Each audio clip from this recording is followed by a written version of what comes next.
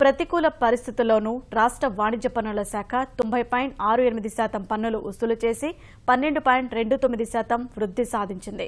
13 డివిజన్లలో పన్నుల రాబడి ఆశించిన స్థాయిలో ఉన్నా మద్యం విక్రయాలు పడిపోవడం, ఆదాయాన్ని తెచ్చిపెట్టే పరిశ్రమలు ఏమీ లేని ప్రభావం పన్నుల రాబడులపై పడింది. రాష్ట్రంలో 13 వాణిజ్య పన్నుల డివిజన్లు, 102 వాణిజ్య పన్నుల సర్కిళ్లున్నాయి.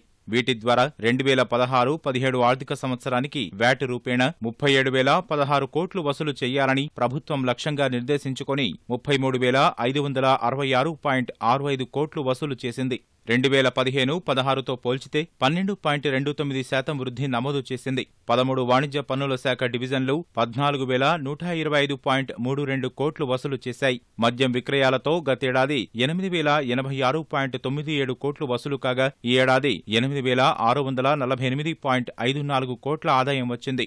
అంటే 7% వృద్ధి సాధించింది. జాతీయ, రాష్ట్రీయ రహదారుల పక్కన ఉన్న మద్యం దుకాణాలు తొలగించాలన్న సుప్రీంకోర్టు ఆదేశాలతో విక్రయాలపై పడింది.